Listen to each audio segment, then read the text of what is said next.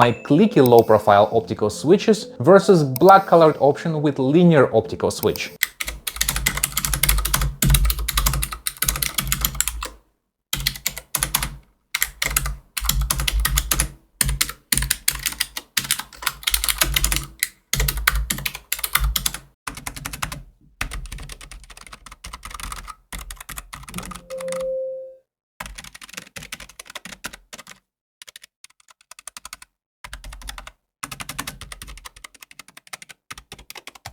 So here you have it. Is the Deathstalker V2 Pro the next centerpiece of your gaming setup or your next disaster?